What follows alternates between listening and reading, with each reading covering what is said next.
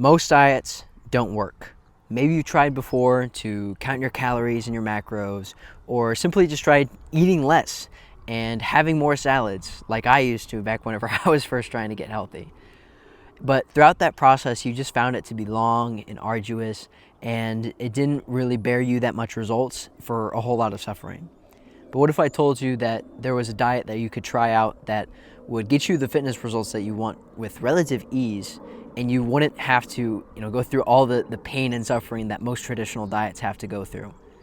It sounds too good to be true, but I think the diet that I'm going to tell you about today can give you those benefits. So in this video, I'm going to explain to you what has worked for me and thousands of other people. I'm going to explain to you from what I understand about why it works, and I'm also going to give you kind of a rundown on how you can do it yourself. So with that, if you don't know me, my name is Keegan, and I talk about my experience and what I've learned with diet and nutrition, and I make these videos to help out my younger self who struggled with this sort of thing. And so I make these to help them out and guide them along the way, and anyone who's like them. So the thing that I've been doing for over a year now is a strict ketogenic diet. So what that means is I eat basically just meat, right? It's technically called a carnivore diet, but it's a ketogenic carnivore diet. But broadly, what I'm going to talk about today is the keto diet, like ketogenic. Basically, you eat a lot more protein and fat, and you eat a lot less carbs.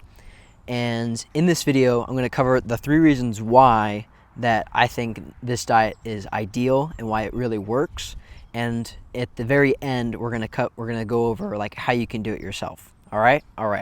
So let's talk about the first reason why that this diet is ideal, and that is because of satiety. And I'll say this is the biggest one because it has been one of the biggest, altering changes in my life personally.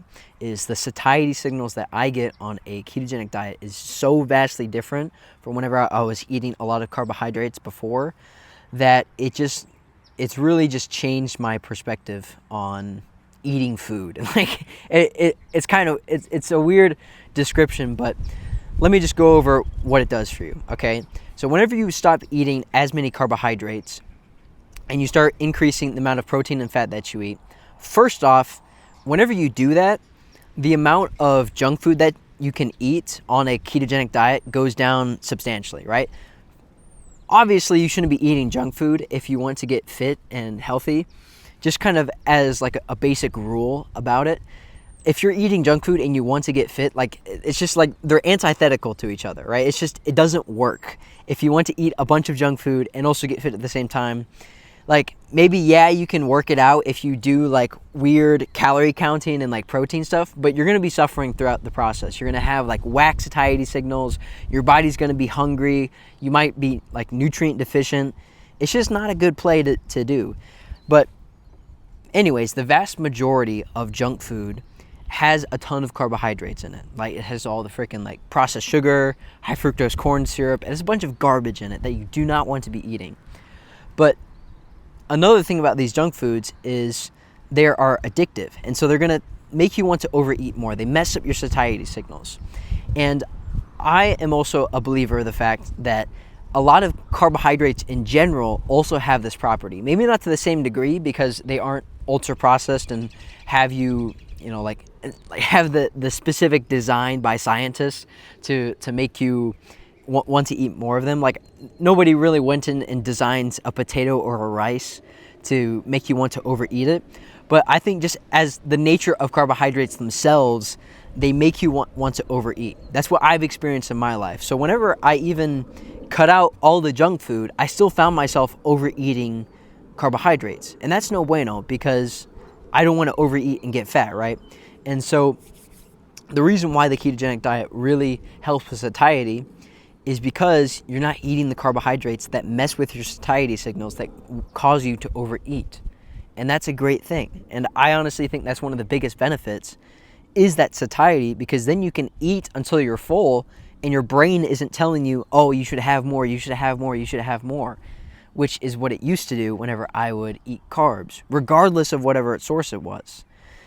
And so honestly, that's why I think it's the biggest benefit is just satiety. It makes you feel full faster. But yeah, it's just like you don't have any really inclinations to cheat on your diet. You don't have any weird cravings, and you don't have this like drug-like food drive that just causes you to have more, which is generally what people can experience whenever they eat carbohydrates. So yeah, that's the first one, and I'd say honestly the biggest one is satiety. So moving on now, we're going to talk about the second reason why I believe and what I know about the keto diet and why it's an ideal diet.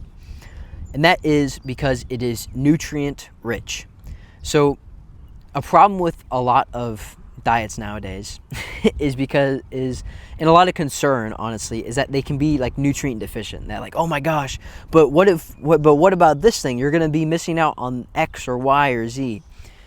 The thing with a ketogenic diet, the only thing you're really missing is carbohydrates, but there's no such thing as an essential carbohydrate. If you look it up, there is no such, like, out of the essential things that you need to survive, some will say like, you need glucose, but you don't, because you can make glucose by yourself.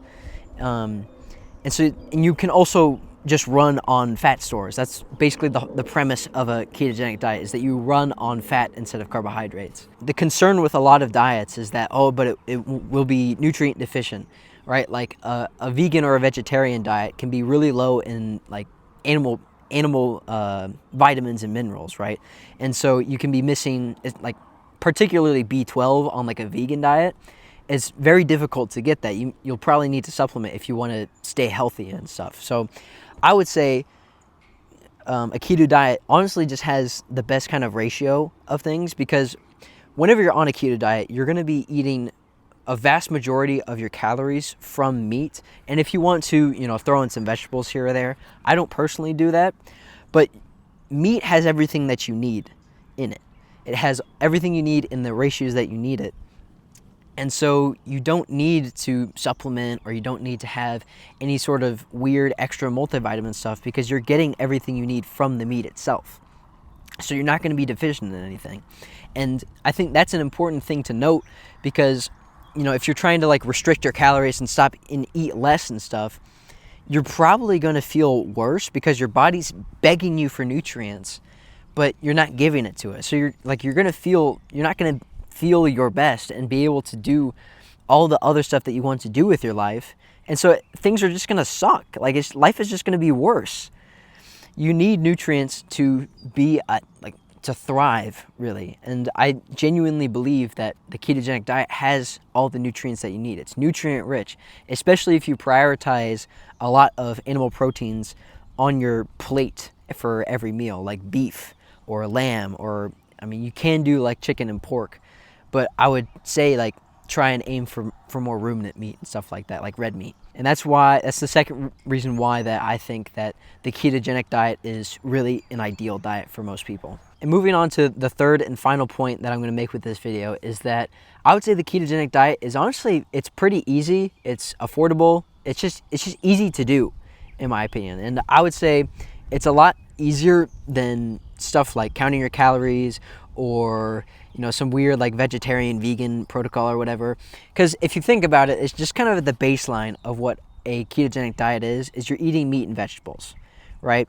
You probably could throw in some berries here and there, some like blueberries if you wanted, but really it's just like meat and vegetables for the most part. And so I think that puts the ease of making meals for a ketogenic diet, it makes that so much easier, because you don't have to worry about like cooking the rice or anything like that. Like, what you can do is you can literally just throw like meat into a crock pot or like an instant pot or whatever, like pressure cooker, maybe some vegetables if you want, right? I don't really do that, but you can do that, and it's just so easy to cook. Like, you just throw it in for like 6-8 hours on a slow cooker, and boom, you have a meal at the end of the day. Like, from my experience, it's just so easy to prep and cook food in this sort of way, and it makes life a lot easier. You don't really have to worry about it. You just kind of cook it up really easy, and then just go on about your day. And even if you're eating out, like, you can just say like, oh no, I don't want the fries with my with my steak. Like, instead, if you want to eat vegetables, just have some like green beans or something, right? Just something like, it's simple swaps, and you don't have to be like super crazy neurotic about it. I think it makes it really easy to do.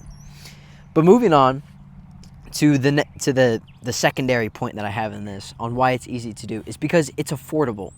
So if you kind of like average out the dollar to nutrient profile ratio, or whatever you want to call it, whenever you buy stuff like just whole foods, but particularly meat, because I think that is the most nutrient dense thing on the planet, it is going to have all the nutrients you need, and it doesn't cost that much.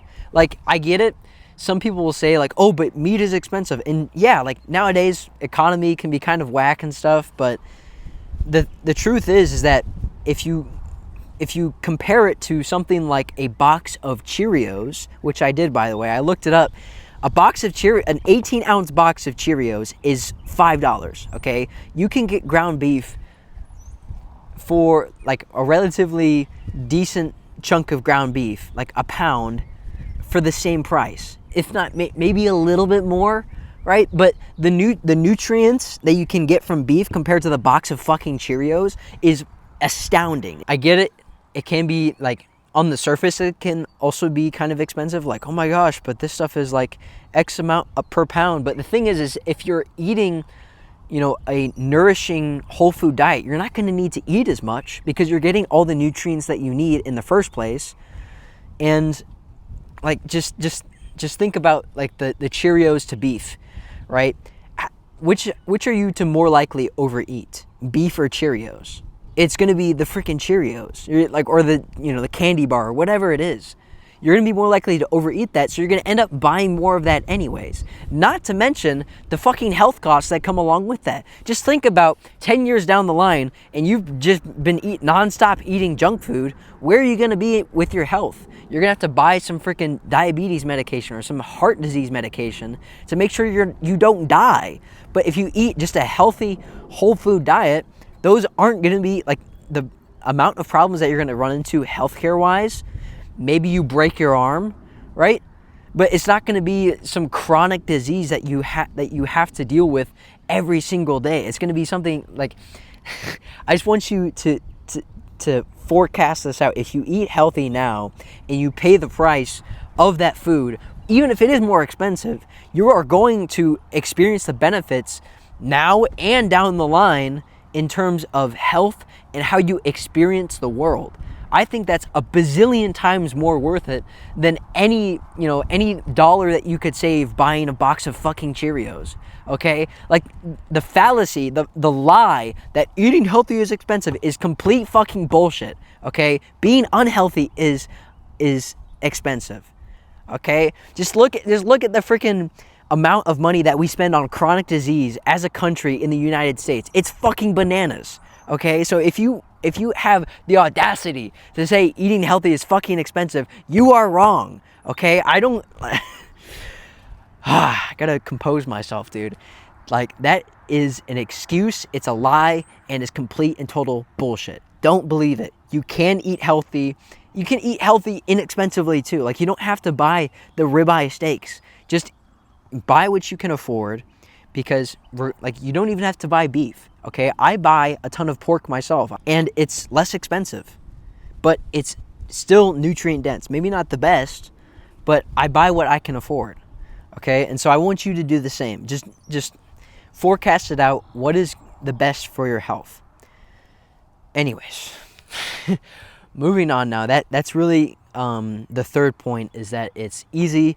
I would argue that it's extremely affordable, especially if you look long term in terms of your health and the benefits that you can gain from that. But yeah, those are really the three benefits. Satiety, so you don't overeat, you're able to really achieve your fitness goals. It's nutrient rich.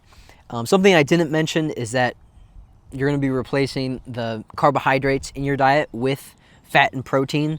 So you're going to be getting, really a lot of protein and energy from the fat. So you'll be able to, like, if you have a fitness goal of like building muscle and stuff, it's going to be high in protein as long as you're prioritizing meat and stuff. And thirdly, it's easy and affordable to do. So yeah, those are the 3 points that I really think and really believe on why keto is an ideal diet and why I think it really, really works and why you should give it a try. So if you've made it this far now and you're interested and you're thinking like, okay, how the fuck do I do it, Keegan? Like, what what are you talking about? Like, how do I do it? So I've kind of mentioned it a little bit, and if you want help, getting onto this diet and quitting junk food and actually sticking to it, then I've made a course for that, especially for that choice down in the description. So if you want to check that out, feel free to. But here's just kind of the baseline on how you can do a ketogenic diet. First things first, like I said, prioritize meat. You're going to be eating basically mostly meat. So for every meal, you should be having some form of protein, whether that's chicken, fish, beef, lamb, goat, whatever works for you, whatever you can afford. Prioritize that and make sure it's a relatively fatty cut, because again, you're going to be replacing the carbohydrates in your diet with protein and fat, and you need to make sure that you're getting enough fat in your diet so you actually have energy. A lot of people, they can get caught up in like not having enough fat and just really eating like a crap ton of protein, but that can mess with your energy and stuff. So really try and aim for some protein, but also a decent amount of fat to go along with that. And if you want for your fat to throw in something like an avocado or some like olive oil or whatever, like, okay, cool, go for it. I don't personally do that, but if you want to and it adds variety, go for it, by all means. But yeah, prioritize mostly eating meat for every single meal. I would say eat whenever works for you, and eat to satiety. Okay, eat until you're full, basically, because whenever you're not eating a ton of carbohydrates, you should be able to really listen to your body's hunger signals. And like I said with the satiety section, it's gonna make you feel full pretty easily, so you won't really have to worry about it. So just make sure that you're eating until you're full, and just eating however many meals a day that works for you. I generally do anywhere, like 2, 3, sometimes 4 if I'm really like active and stuff and I want to do like the whole nutrient timing for muscle protein synthesis and stuff. But you don't have to do that. Like I know people who eat literally just like once a day, and they just eat like a really big meal and then they're good. They're good to go for another 24 hours or so. So really just eat what works for you, and just keep on experimenting with it, and yeah, just see what really works. Along with that, any other things that you want to add in, if you want to throw in some like low carb vegetables, you can look those up. I don't really know those off the top of my head because I don't I don't do that myself. But yeah, if you want to, just to add variety, if you want to throw in some spices, like, I completely understand that. I think at the end of the day, what really matters for this diet, and honestly all other diets, is if you can stick to it or not. If you don't stick to it, you're not going to achieve your results. But I think the reason why this diet works really well is you're able to stick to it. You don't have this like craving for a cheat meal or anything like that. You get all the nutrients you need. You get, it's really satisfying, and it's really easy to do. You don't have, I would say it's a lot less tempting to come off the diet and to do something else. That's really all I got for you on the ideal diet that actually works. Thank you for watching, and I'll see you in the next one.